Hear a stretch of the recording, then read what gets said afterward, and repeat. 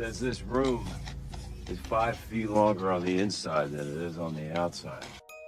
Movie के starting में हम एक शैडोई फिगर को सीढ़ियों से ऊपर जाते हुए देखते हैं। तभी सीन कट होता है और हमें थियो कॉनरॉय बताया जाता है, जो अभी अभी बुरे सपने से जागा। उठकर वो अपनी बेटी को देखने जाता है कि वो ठीक है या नहीं। उसकी बेटी चैन की नींद सो रही थी। चेक करने के बाद वो अपनी मेडिसिन लेता है ताकि उसे थोड़ा सुकून आए। वो कई दिनों से अपने बुरे सपनों की वजह से परेशान था। अगले दिन हम उसकी वाइफ सुजैना को देखते हैं, जो काम के लिए जा रही थी। सुजैना थियो से उम्र में काफी छोटी थी। इतना एज गैप होने के बावजूद वो दोनों साथ में काफी खुश ही नजर आ रहे थे। ये लोग एक बड़े से घर में बहुत खुशी खुशी रह रहे हैं। थियो सुजैना से मिलने उसकी सेट पर जाता है because she is an actress, but production assistant उसे अंदर जाने नहीं देता। हालांकि उसे पता था कि थियो कौन है। सुजैना एक ब्यूटीफुल एक्ट्रेस है और थियो को इसीलिए अपनी वाइफ और उसके कलीग से जेलसी फील होती है। अक्सर कई लोगों को तो कंफ्यूजन हो जाता था कि थियो सुजैना का बाप है, ना कि उसका हस्बैंड। एज गैप होने की वजह से अपने कलीग को बाय कहने के बाद सुजैना थियो से मिलते हैं। सुजैना बड़ी एक्साइटेड होकर थियो को उसके दिन के बारे में बताती है, शूटिंग डे पर क्या हुआ, क्या क्या बातें हुई वगैरह वगैरह। बट थियो को ये पसंद नहीं आता। ये साफ था कि थियो को उसका काम पसंद नहीं था, पर सुजैना अपना करियर छोड़ना नहीं चाहती थी। खैर, थोड़ा ब्रेक लेने के लिए और चीजों को सॉर्ट आउट करने के लिए थियो एक फैमिली ट्रिप प्लान करता है। सुजैना की शूटिंग के लिए अभी 2 हफ्ते का टाइम था, तो वो भी हाँ कर देती है। जल्दी वो लोग अपने वेकेशन पर निकल गए। वो कुछ दिनों के लिए शहर की भीड़ से दूर रहना चाहते थे, इसीलिए उन्होंने कंट्री साइड में एक मैंशन बुक कर लिया। ड्राइविंग करते हुए सुजैना डिस्ट्रैक्ट हो गई और उनका ऑलमोस्ट एक्सीडेंट होते होते बच गया। कुछ ही देर में वो मैंशन पर पहुँच गए। मैंशन काफी लग्जूरियस था। सुजैना और एला तो उसे देखते ही रह गए। ये मैंशन बहुत आलीशान था, बट वहाँ पर एक दिक्कत थी, फोन्स में सिग्नल ना के बराबर था।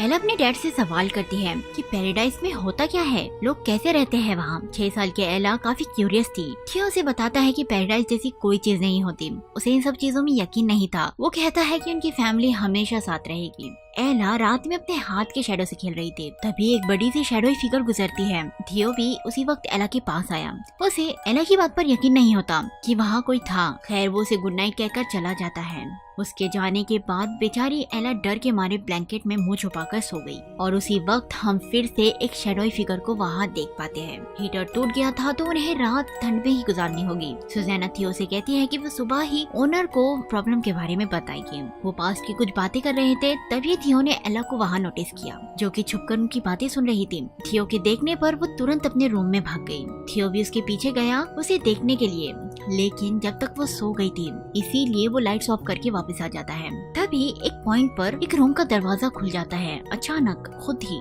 थियो चेक करता है, उसे एक क्रीपी फोटोग्राफ भी दिखी। वो उस पर ज्यादा ध्यान नहीं देता। जैसे ही थियो रूम से निकला, लाइट्स वापस ऑन हो गई। थियो जब तक बेडरूम में वापस आया, सुजैना ऑलरेडी सो चुकी थी। थियो टाइम देखकर सरप्राइज हो जाता है, क्योंकि उसे पता ही नहीं चला कि वो कुछ घंटों से घूम रहा था। रात को फिर से थियो को नाइटमेयर्स आए। सुबह उसकी आँख खुली तो उसे एक नोट मिला, जो सुजैना ने छोड़ा था, बताते हुए कि वो और एला वॉक पे गए हैं, तो चिंता ना करें।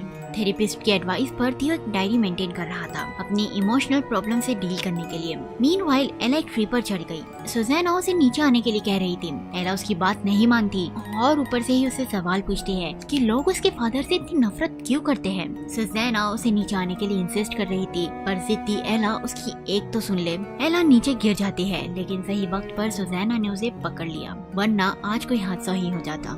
सुजैना एला को बताती है कि थियो की एक्स वाइफ कैरोलीन बाथटब में अनकॉन्शियस हो गई थी ड्यू टू मेडिकेशन अब्यूज, और फिर वो वहीं मर गई। ये एक एक्सीडेंट था, लेकिन फिर भी लोग थियो को ही ब्लेम कर रहे थे। थियो एक वेल्दी बैंकर था और उसके कई सारे कॉम्पिटिटर्स थे, जो उसे और केस को कोर्ट तक ले जाना चाहते थे और लेके भी गए। बट जज और ज्यूरी के सामने थियो इनोसेंट प्रूफ हुआ, लेकिन उसके कॉम्पिटिटर्स इस आउटकम से सेटिस्फाइड नहीं थे और ये केस उस वक्त में बहुत चर्चा में था। टेलीविजन पर, न्यूज पर, हर जगह सिर्फ इसी केस की बातें चल रही थी, जिस वजह से थियो आज भी डिप्रेशन में है और एंजाइटी से डील कर रहा है। इधर अपने स्ट्रेस से डील करने के लिए थियो एक लोकल स्टोर जाता है। शॉपकीपर, जो काफी अजीब लग रहा था, थियो से पूछता है कि क्या कुछ स्ट्रेंज हुआ और क्या उन्होंने स्टेटलर को देखा। थियो समझ नहीं पाता कि शॉपकीपर क्या बोल रहा है। वो वहाँ से जाने ही वाला था कि शॉपकीपर ने उसे रोका और उसे एक रूलर दिया। वो थियो को सलाह देता है कि क्यों ना तुम घर को मेजर करो। थियो वहाँ से बाहर जाता है। थियो बाहर निकला तो उसकी कार के पास एक औरत ऑलरेडी खड़ी हुई थी, जिसे देखकर लग रहा था कि वो थियो का ही वेट कर रही है। वो थियो से कहती है, स्टेटलर ने तुम्हें देख लिया है। थियो को लग रहा था कि इस टाउन के सभी लोग पागल हैं। वो उसे इग्नोर करके निकल जाता है। कौन है ये स्टेटलर और सभी थियो से उसके बारे में क्यों पूछ रहे हैं? खैर, वो घर पहुंचता है जहां एला और सुजैना उसका वेट कर रहे थे। थियो को जानने में जरा भी देरी नहीं लगी कि एला कैरोलाइन के बारे में सब जान गई है। थियो को ये पसंद नहीं आया कि उसकी सलाह के बिना सुजैना ने एला को सब कुछ बता दिया, क्योंकि उन्होंने डिसाइड किया था कि जब एला 7 साल की होगी तब वो उसे साथ बैठकर सब कुछ बताएगी। सुजैना कहती है कि वो और नहीं छुपा सकती थी। डिनर के वक्त पूरी फैमिली बहुत खामोश थी। एक ऑकवर्डनेस झलक रही थी। तभी छोटी सी एला अपने फादर के हाथ पर हाथ रखकर साइन करती है कि it's okay dad, everything will be fine. थियो एला के सपोर्ट के लिए उसे थैंक यू कहता है। उसके बाद जब सुजैना बात ले रही थी, थियो चुपके से उसके फोन में ताका झाकी करता है। उसे पासवर्ड पता था तो वो इजीली मैसेजेस पढ़ सकता था, बट उसे फोन में कुछ नहीं मिलता। इनफैक्ट सुजैना के टैब और लैपटॉप में भी उसे कुछ सस्पिशियस नहीं मिला। उसे यकीन हो गया कि वो अपनी वाइफ पर फुल्ली ट्रस्ट कर सकता है। सुजैना के आने के बाद वो उसे कहता है कि उसने सही किया, एला को सारी सच्चाई बताकर। रात में वो फिर से नाइटमेयर्स की वजह से जाग गया। इवन जागते हुए भी उसे पास्ट की डरावनी यादें हॉन्ट कर रही थी। डायरी खोलने पर उसे एक अजीब सा मैसेज लिखा हुआ दिखा, चले जाओ यहाँ से, अभी चले जाओ, विच इज सो सस, क्योंकि थियो ने कभी अपनी डायरी पर ऐसा नहीं लिखा था। तभी कुछ अजीब आवाजें आने लगी। थियो पीछे पलट कर देखता है, लेकिन उसका रिफ्लेक्शन नहीं पलटा। ऐसा 2 बार हुआ। थियो ये नोटिस नहीं करता। वहाँ अचानक एक दरवाजा खुल गया जो पहले नहीं था। थियो उस दरवाजे से होते हुए एक ग्लूमी कॉरिडोर में जा पहुंचा। तभी हम एक औरत के साई को थियो के पीछे से गुजरते हुए देखते हैं। थियो आवाज लगाता है, कोई है यहाँ पर। तभी कोई उसकी फोटो खींच लेता है। वहाँ जमीन पर कई और सारी फोटोग्राफ्स पड़ी हुई थी जो थियो और उसकी फैमिली की थी। थियो को तो समझ नहीं आ रहा था कि ये सब हो क्या रहा है, ये सब सच है या उसका कोई सपना। हद तो तब हो गई जब उसे वहाँ एला का एक टॉय पड़ा हुआ मिला। उसे याद आता है कि कैरोलाइन के साथ भी ऐसा ही हो रहा था। वो जोर जोर से अपनी गालों पर थप्पड़ मारने लगा। अचानक उसकी नींद बेड में खुली। वो जब से सो रहा था, वो सुजैना को डोर के बारे में बताता है जो उसने अपने ड्रीम में देखा था। उसने वॉल पर लगी फोटोग्राफ भी उसे दिखाई। सुजैना थियो को बताती है कि वो पूरे वक्त बेड में ही था, वो कहीं नहीं गया। थियो से पूछता है कि क्या उसे ये घर पसंद है, जिस पर सुजैना कहती है कि उसे भी यहाँ कुछ सही फीलिंग्स नहीं आ रही। वो लोग डिसाइड करते हैं कि वो फौरन जल्द से जल्द यहाँ से निकल जाएगी। सुजैना पैकिंग शुरू कर देती है। कुछ देर के लिए वो एला के साथ बाहर खेलने गई। तभी थियो उन्हें बाहर से देखता है।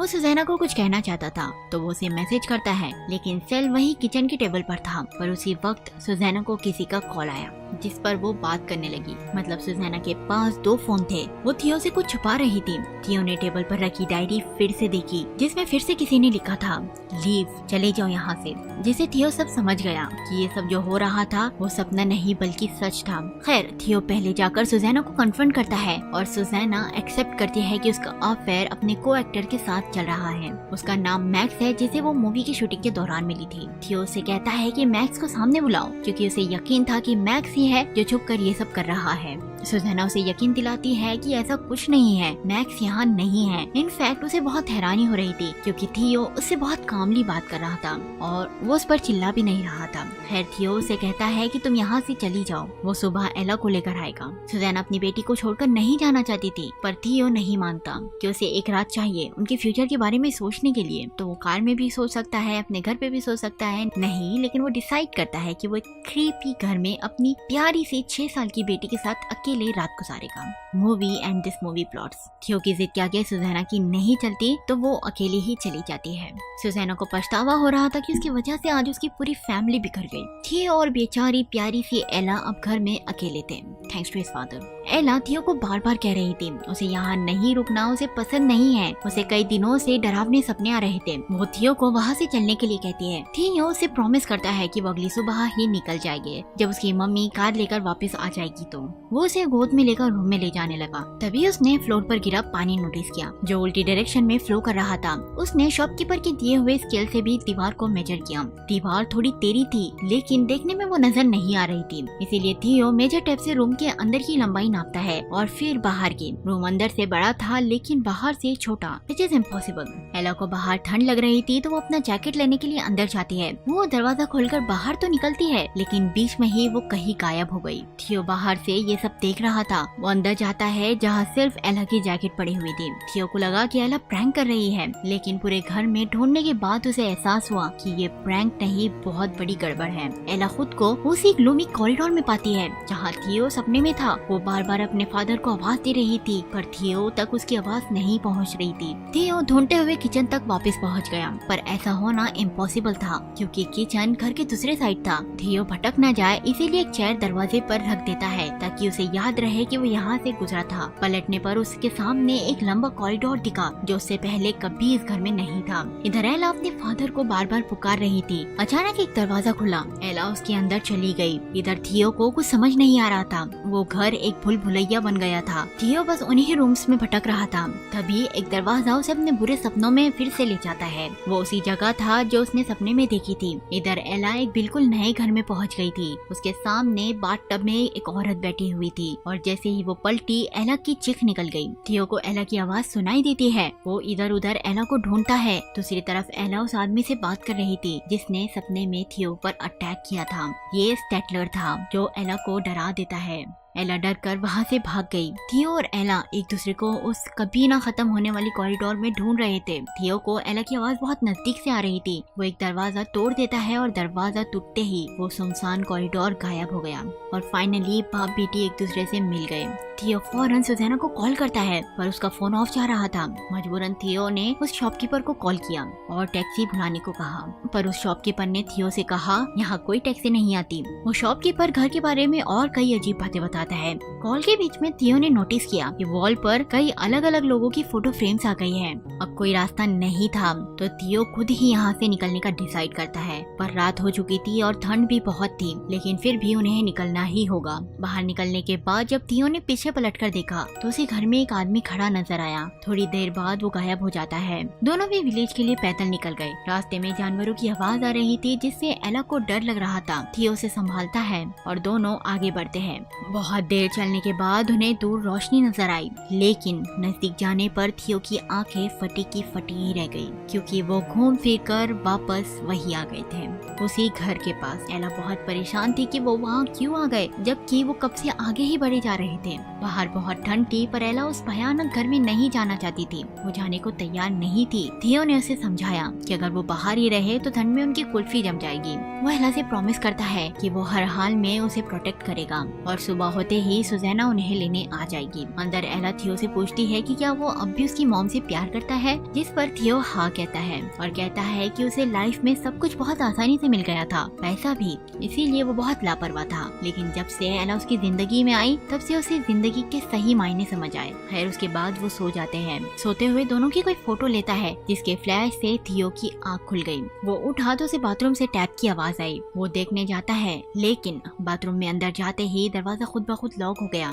थियो फिर से अपने बुरे सपने में था। वो एला से भी फिर एक बार अलग हो गया था। वो बाथरूम से बाहर निकला तो उसके सामने उसका पास्ट बैठा हुआ था। थियो डायरी में मैसेज लिखता है, लीव नाउ, और यही मैसेज था जो उसे पहले मिला था। मतलब थियो ने ही खुद को वो मैसेज लिखा था। इस घर में टाइम लीनियर वे में नहीं फ्लो कर रहा था।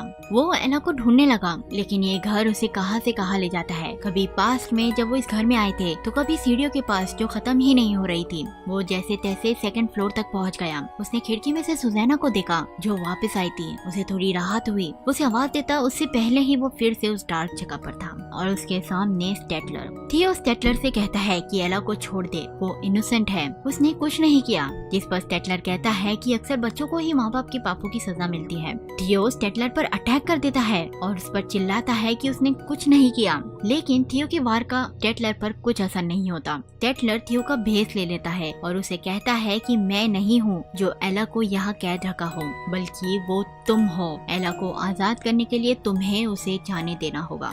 उसके बाद एला थियो के सामने थी। थियो एला से माफी मांगता है उसके कहे झूठ के लिए। एला कहती है कि उसे फर्क नहीं पड़ता, बस वो अपने पापा से बहुत प्यार करती है। जिसके बाद थियो उसे गोद में उठा लेता है और कहता है कि घर जाने का वक्त आ गया है। वो बाहर आया जहाँ सुजैना उसका वेट कर रही थी। थियो लास्ट टाइम एला से मिलता है और उसे सुजैना के हवाले कर देता है।